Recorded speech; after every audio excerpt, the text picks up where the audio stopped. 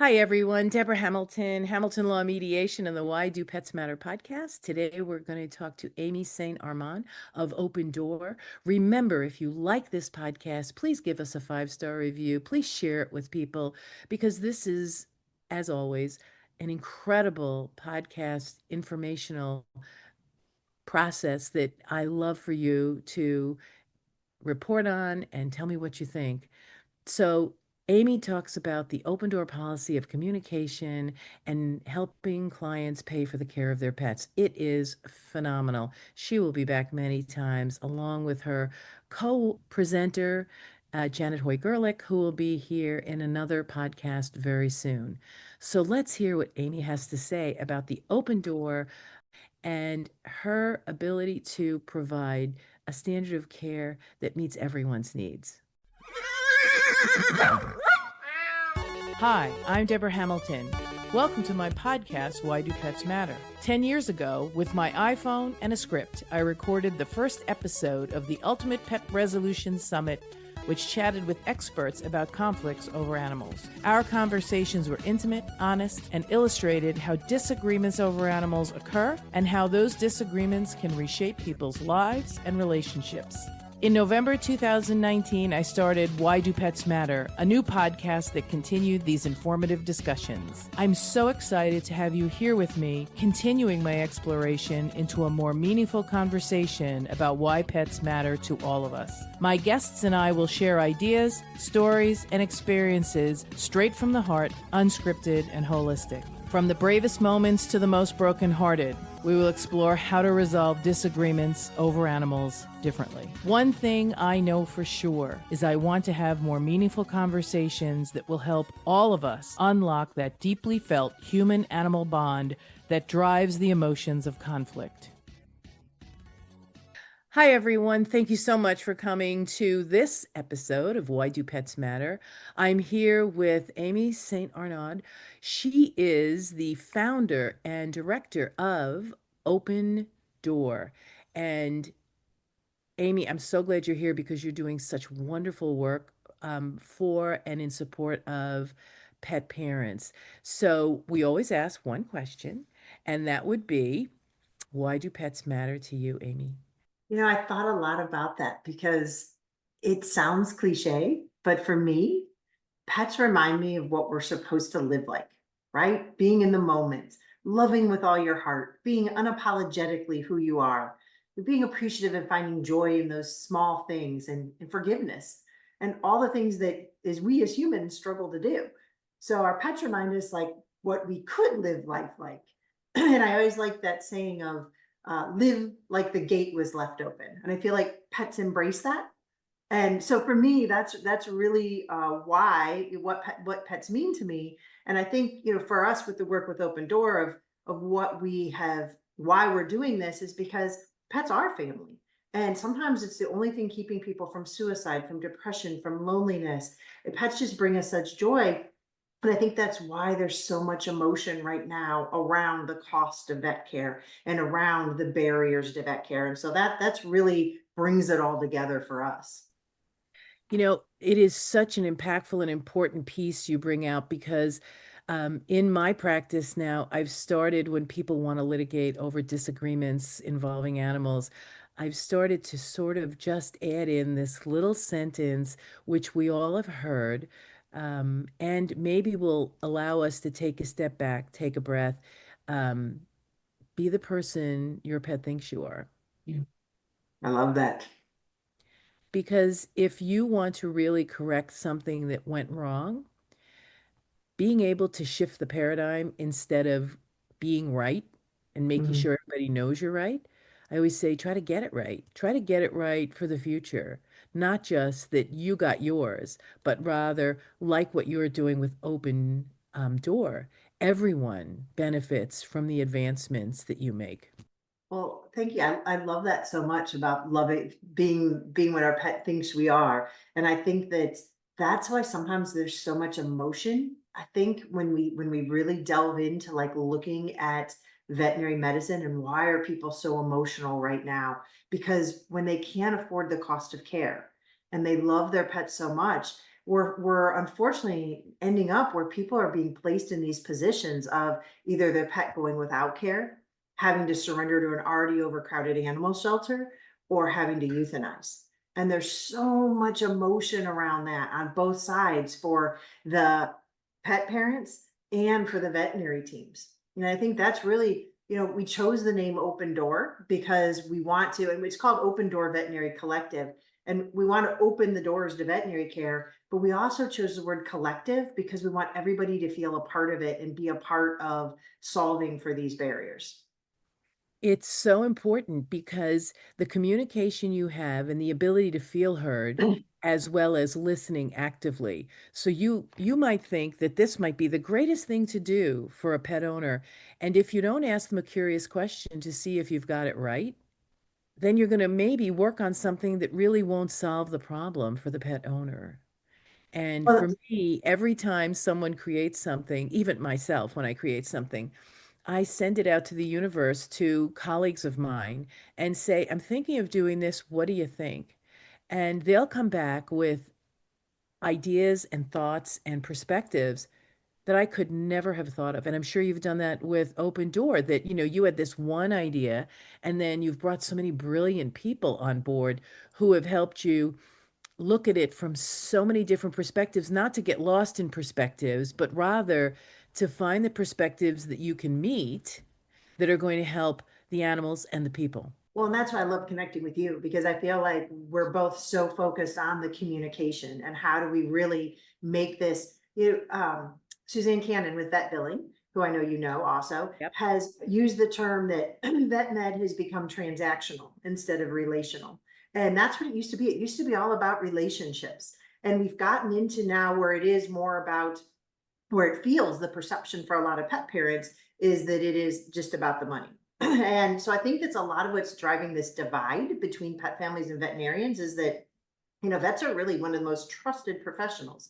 But when families are perceiving that the cost of care is unaffordable and they see vet care outpricing just regular inflation, it's breaking that trust. And so I think it's really so important for us to get back to the communication because pet families don't know about all the things behind the scenes that we're facing in the veterinary field of the veterinary shortage, the stress on the veterinary teams. All they see is what they're being charged and being told payment due at the time of service. And if they can't afford it, here, your options again are that no treatment, surrendering, or euthanasia. And that doesn't feel good for anybody. And so I think it's really about getting back to how can we really bring the pet family and the veterinary team together and rebuild that communication. Well, it's really interesting. I put together a program for AVMA that said put the client in team, and that is so important. Three people showed up in a room of 100 at Mm, AVMA.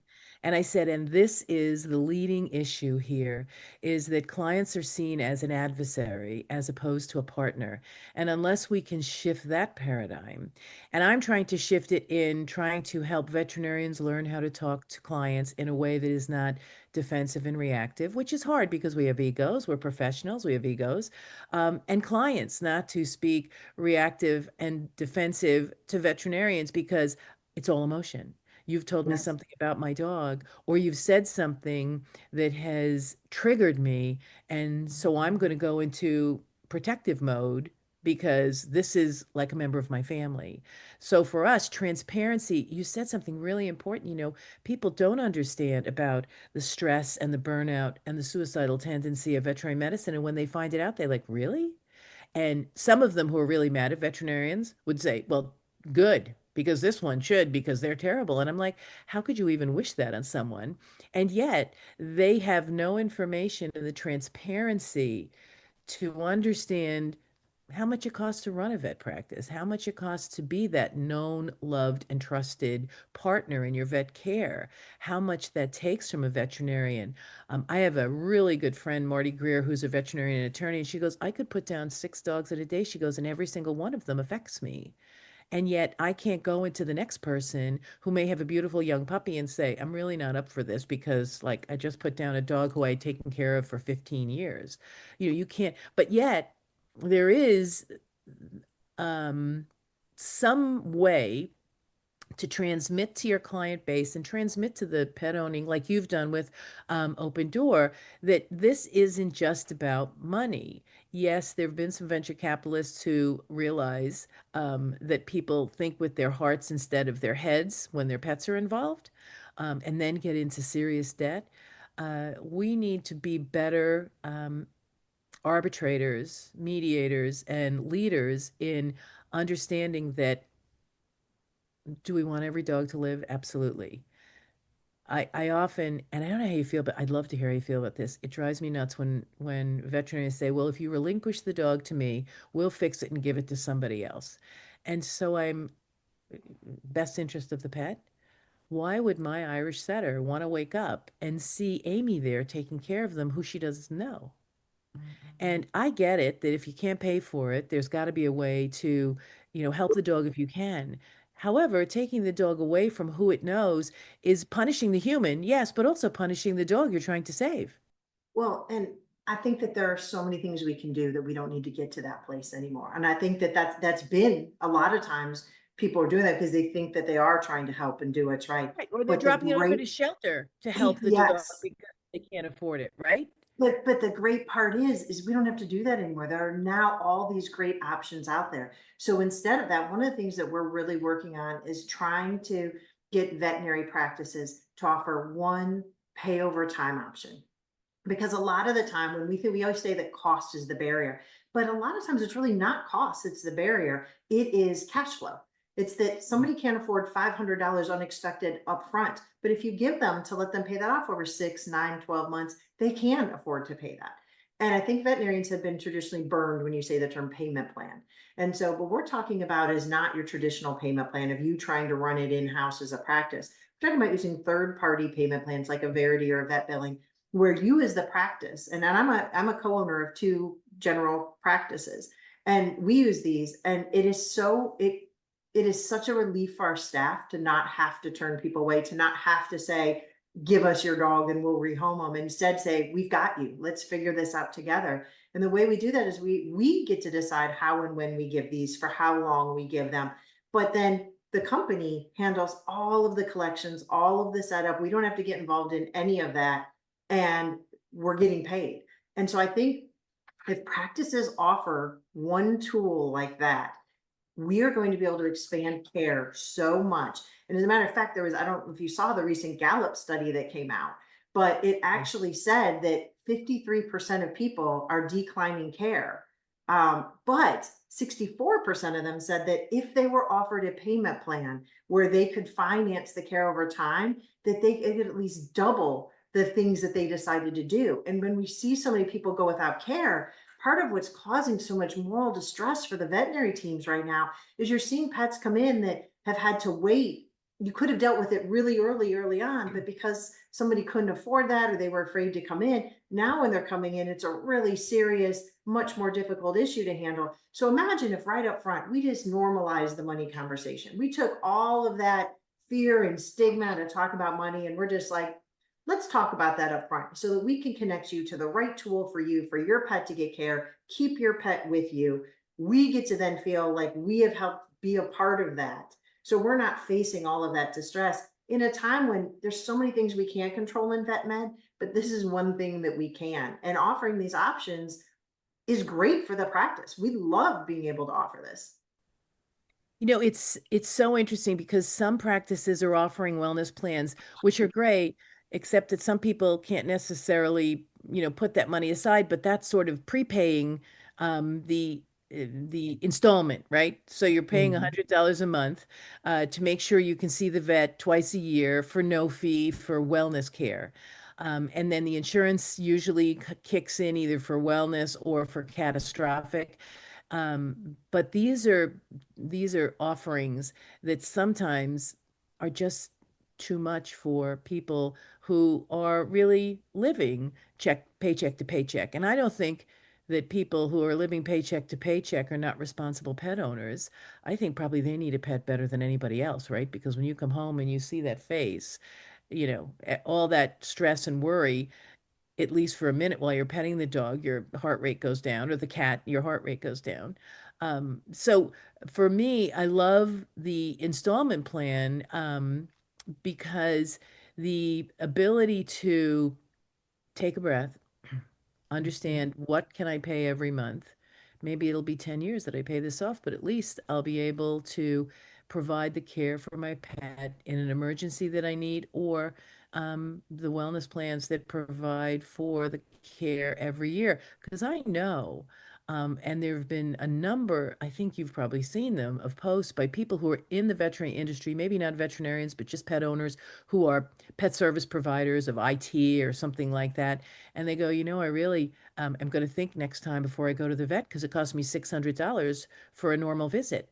I mean, I went in with my dogs and it was $600, and the care they received was not necessarily optimal. And when I discussed it, and my language is always very measured because of the fact that that's what I do, and the defensiveness needs to be veterinarians need to be helped in how they can speak to people in a way that's not defensive, but rather curious. Because if we set up these plans and we're going to offer them to people, we need to be able to actively listen and understand what their fears and worries are. Well, and you so hit it right on the head. And what we're finding too is that most people, we always think it's low income people who can't afford the pet. It's all income brackets now. We're seeing middle, high income earners. This is affecting everybody. This is affecting clients who maybe before came in and took every treatment recommendation, everything you did. We're seeing it across the board. And because we are not normalizing these conversations, it can be awkward. And sometimes somebody's maybe just declining the care and you don't know why. Why all of a sudden are they doing this? And when we really actually start to open this up. So in our clinic, when you come in, you're going to see it every step of the way. We're going to have right as you walk in, we're going to let you know that it's not just payment due at the time of service. You can come in and you can see all the ways that you can pay. And we even take some of the more non-traditional, the digital wallet ones and the PayPals and things. But we also will say, if you need it, we'll have start out the conversation of, would you like to hear about any of our payment options today? It's in our exam rooms. There's posters along the way. We're giving people every step of the way that opportunity for them to let us know that they'd like to hear about this option. And we're also listening for those cues because sometimes people still aren't feeling comfortable telling us that, but they might be telling us that in the way of, oh, I just had a health scare. Oh, my car just broke down. Oh, I've had to move. Like those are things where then we can say, because we're listening to them, would you like to hear about this? Does this work within your budget today? So we can ask some of these questions. And along the way, when we're working with them, to come up with a plan that works, because cost is the biggest barrier.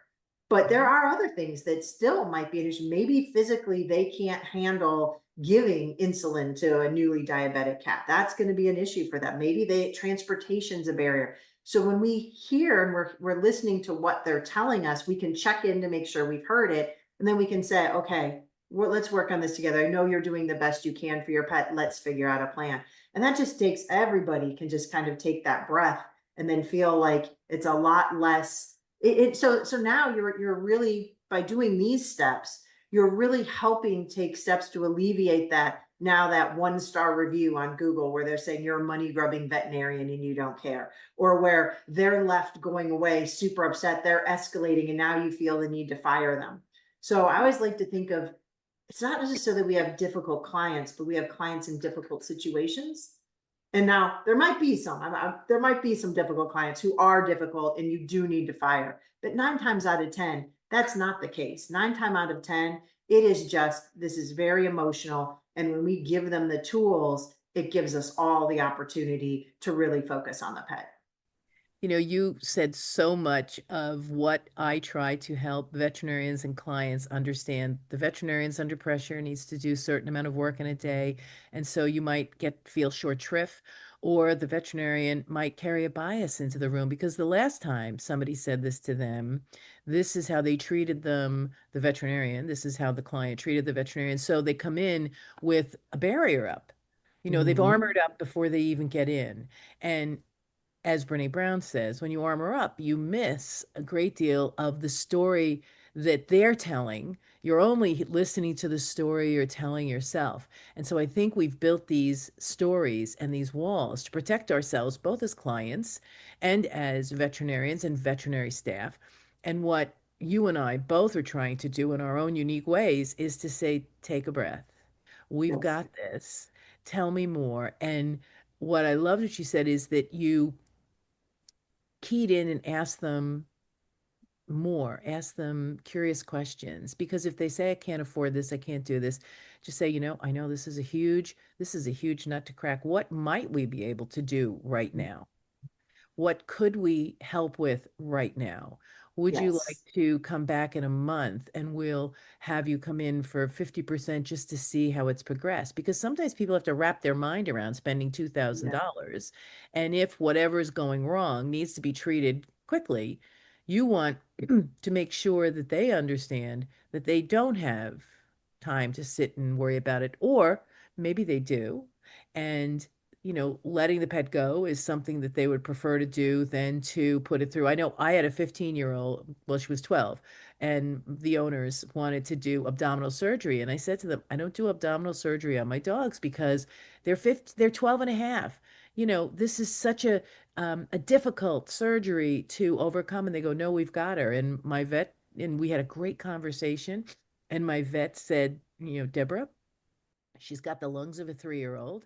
She's got the bloods of a 3-year-old. She goes, so I think we should try it. And I said, well, if you find one incident of cancer in there, I said, I want you to let her go. I said, because I don't want to have her wake up and then die. And so she said, I will. And she lived to be 15 and a half. So shame on me. But I learned something then, which of course came with all the work that you and I are doing in the communication world was I sat, I listened, I gave everybody the benefit of the doubt. I put my cards on the table. They all respected them. I respected theirs. And she got 2.5 more years. But I think that it's because you felt comfortable having that conversation. And it's also, that's the other thing, because I think, being a practice owner, I'll be honest, sometimes the people that we go the furthest for, do the most for, are the ones that burn us. And Yeah. when that happens, it does make you put that armor up and say, I'm not doing this again. Because every time I discount or give away service or help somebody, this is how I get hurt. And I always have to try to reframe that for myself and say, okay, was that though? Because I remember those the most because they Yeah. hurt the most. Of But course. it was really a small percent when I look overall at the people that we've been able to help and what we've been able to do. But also, we have to appreciate and understand what a pet parent may want. So, yes, they might just want palliative care. They might want to not go through a difficult surgery, and so we have to have that conversation to see what is important to them. What can they do? What do they really want to help make those decisions? If it was just fear because you were just concerned about it, or Or it the was a money recovery, issue, right? yeah, then that could be like, okay, we can go over that. But if you're like, look, these are my other reasons as to why I don't want to put my dog through chemotherapy, I don't want to do this, then that's another conversation. And I just think that taking that moment to ask, but also having some of those tools already there. So for instance, because in our clinics, when you come in, you're getting these messages all around. So even when you come right in, we can text you or send you financing tools to apply for right before you even get in. So you're going to know going in what you have to afford. So you're not in there hearing the estimate and starting to get really stressed Hyperventilating. out and overwhelmed and not even able to take in anything that's being said to you, because all you can think of is, where am I going to come up with this $500? So if we've addressed that right away, you can go in now and hear and make decisions based on, what do I really want to do, what's best for my pet. So all around, we're trying to create that messaging. We're trying to give different um, opportunities, because you might not be ready when you come in the door, but maybe you are by the time you're in the exam room. And we're basically coupling our spectrum of payment options that we're offering With your with our spectrum of care. spectrum of treatment options, which is our communication style. And when you couple those two together, it really helps break down those barriers to where you can't have that conversation. And it's such a delicate dance, Amy, because you want to really appreciate and acknowledge that people, both veterinarians, their staff, and clients, don't want to talk about money. Yes.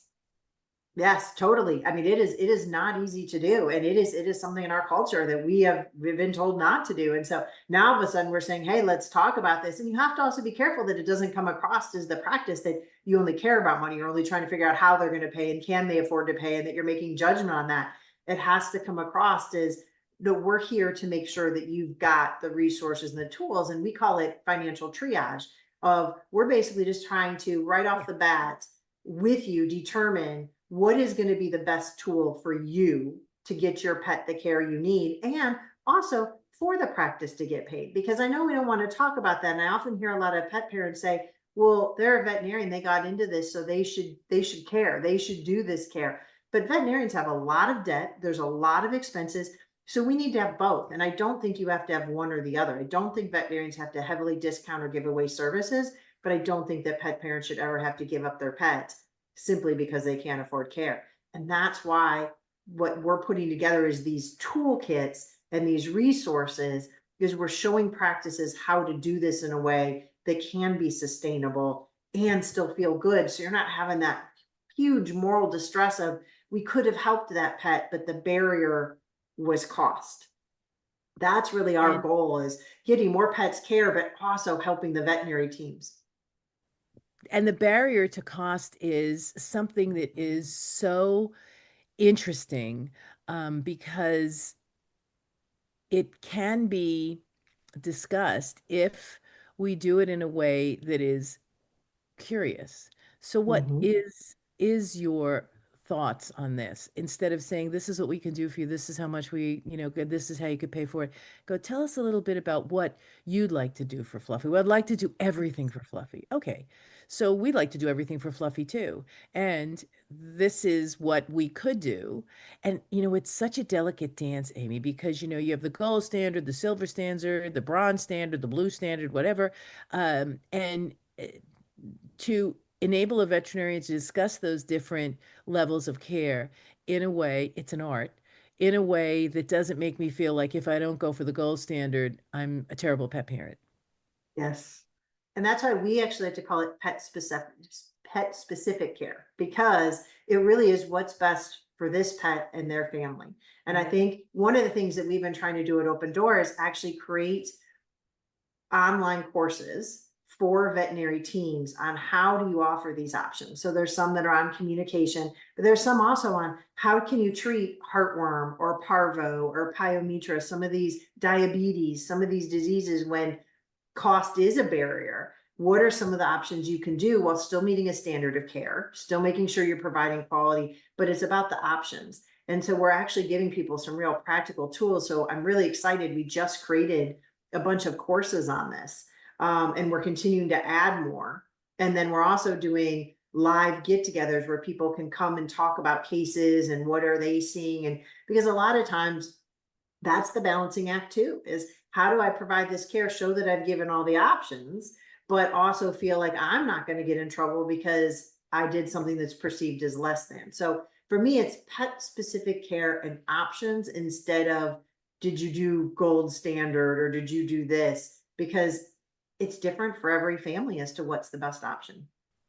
Speaking the right words and using the language that is going to be collaborative and inclusive is so important. And I love the fact that you're putting together courses. Anything I can do to help, I'll be there, because enabling veterinarians to brainstorm this and understand that everybody's going through the same thing and what's worked, what hasn't worked. Maybe I can do that. Maybe I can try to do that.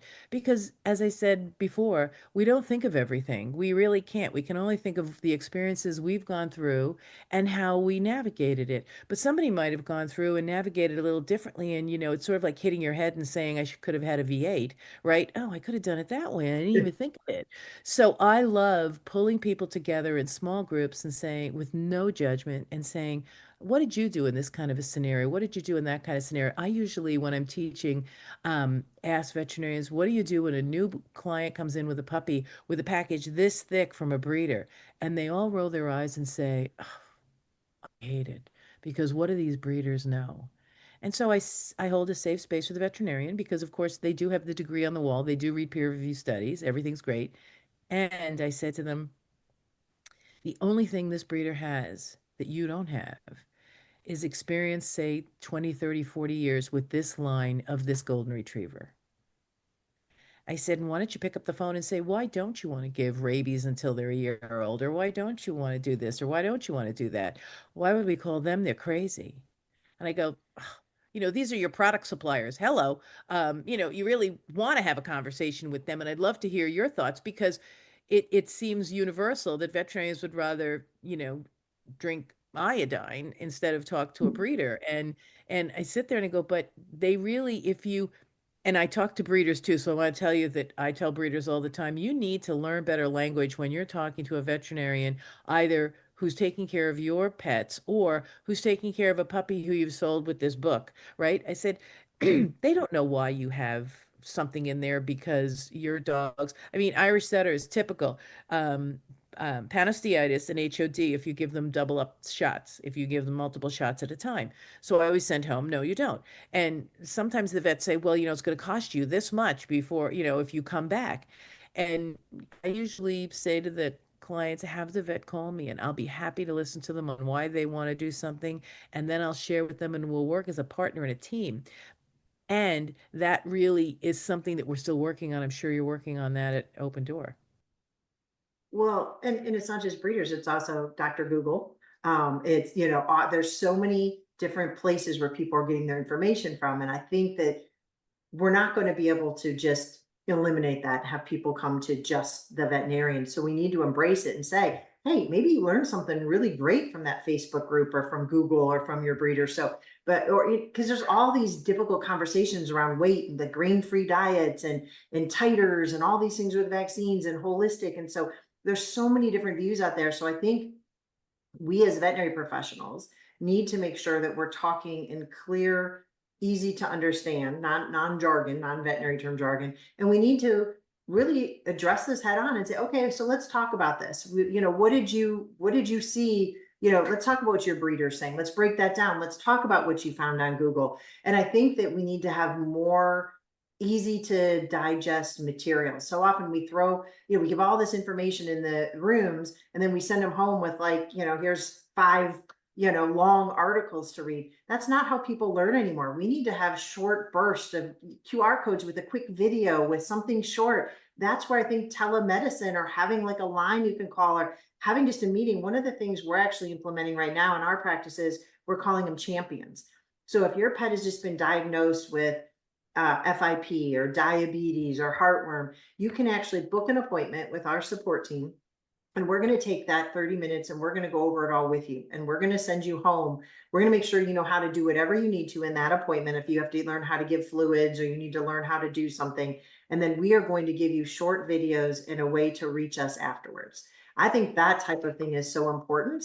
And that's another thing I'm excited that we're working on is we're working on a couple of digital downloads that are geared towards the pet families and that are geared towards the veterinary teams on how do we help navigate vet visits right now, because there are Yeah. just so many questions on how do we make sure that we're asking the right questions and breaking down all of the different questions that may come up. So we're really trying to help both teams.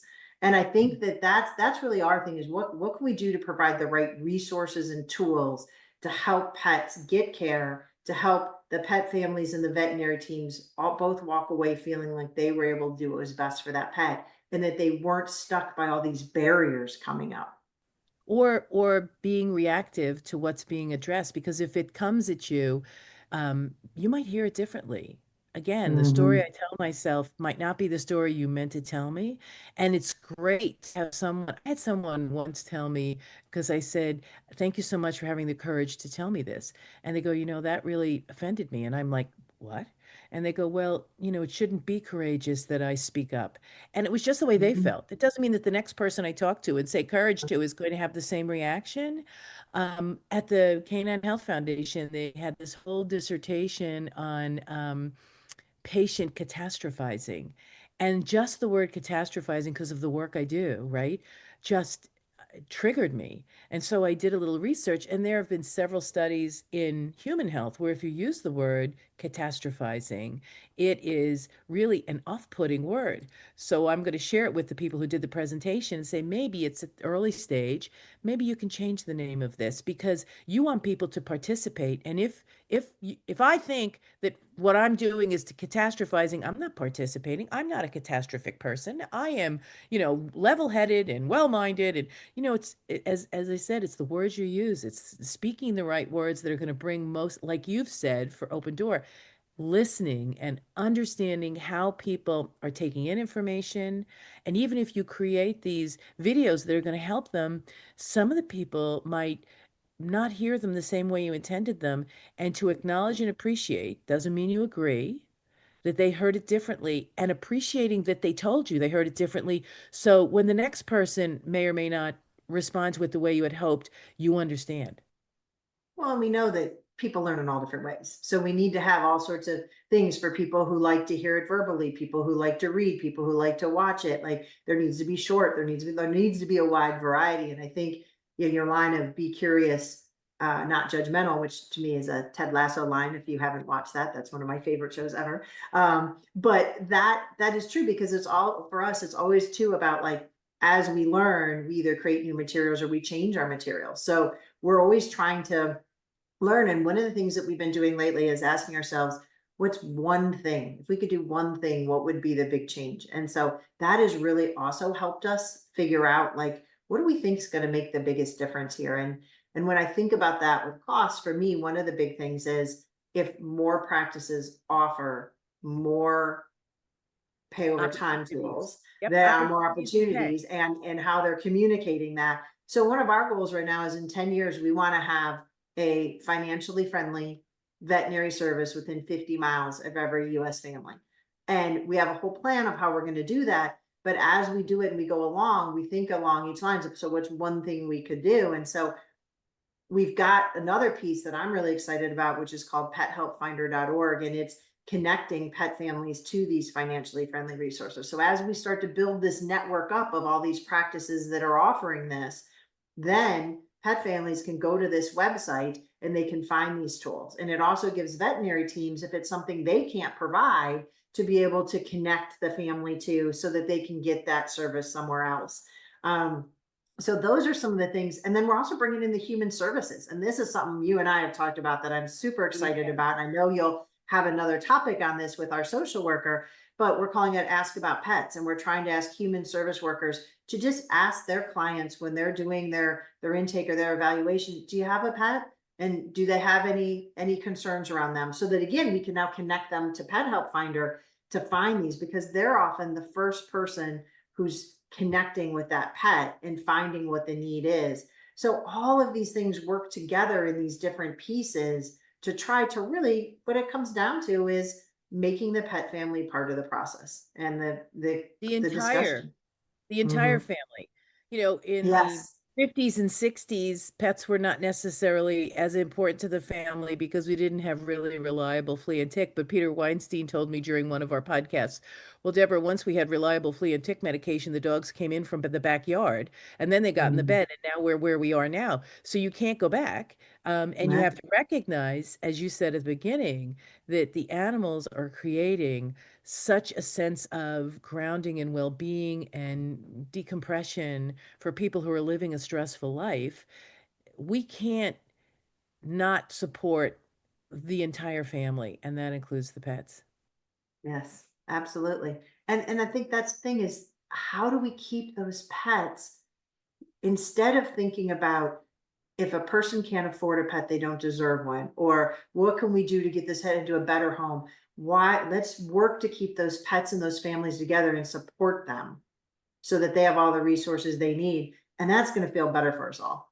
Oh yeah, and what you're saying is so part of the work I'm doing with the MAP plan as well, because I want people to be able to keep pets as long as they possibly can, maybe with help, so that when they're older and they might not be able to walk the dog, they could still have the dog, right? Or if they can't have the dog, that the dog could come visit, because you and I both know every morning when we get up that we have these guys coming to say hello to us makes a big difference to our day. And at night when we get home from work, it is really, but if you're older and in your, I speak at like different independent living facilities, and I go, you need to make sure that you have a plan for those pets and that you enable those people to keep those pets as long as they can, because you know what? They're going to get up out of bed because they have to go feed the cat. Absolutely. And Janet can talk, our social worker can talk all about that more because she has witnessed that, where that is what has made people actually still choose to live or to get up or to do things. And there's so many great studies on that. And there are times when you're talking to the family, maybe they can't care for that pet anymore, and it is time that they do need to give them up and they need to surrender, and then we can help support that as well. So it's not an always keeping, and there are times when there's cruelty and we do need to remove that pet, but a lot of this can be alleviated by having these conversations and removing the barriers. And that's really, again, what we're about, is how do we remove those barriers, increase that access. And that's what we hope to do. And be the person your pet thinks you are. And yes, absolutely. Oh my God. Aimee, I love this. We have to have you back to talk more about how this is progressing. Also, I'm going to have Janet Hoygerlich on, who is the social worker for Open Door, to talk about the one, Ask what is about pets. Ask About Pets, because Open Mhm. Door is doing that because that's so important, and creating that safe conversation, which is what you and I have basically talked about on both sides of the leash and the dog, the veterinary community, the pet owning community, having safe conversations. That's why pets matter to all of us. We want to have safe conversations. So I appreciate. How can people get in touch with you or find out more about Open Door? Yeah, if they go to opendoorconsults.org, they can find our website and all of our information and all sorts of ways to become involved, whether they're a pet parent or a veterinary professional. Yeah, because every perspective is going to be important, because there's going to be little things that are going to tweak your system that you're going to go, wow, why didn't I? Wow, I could have had a V8. Wow, why didn't I think of that? But bringing everyone together to brainstorm is brilliant, and I love it. And I can't wait to speak to you again, and do whatever I can to help you, because communication is such a huge piece of this. So, Aimee, thank you for being here on Why Do Pets Matter? And until next time, everyone, kiss your dog, your cat, your bird, your horse, your lizard, your snake for me. And pets really matter to all of us. Thank you so much. This is Deborah Hamilton, Why Do Pets Matter, and the Hamilton Lawn Mediation.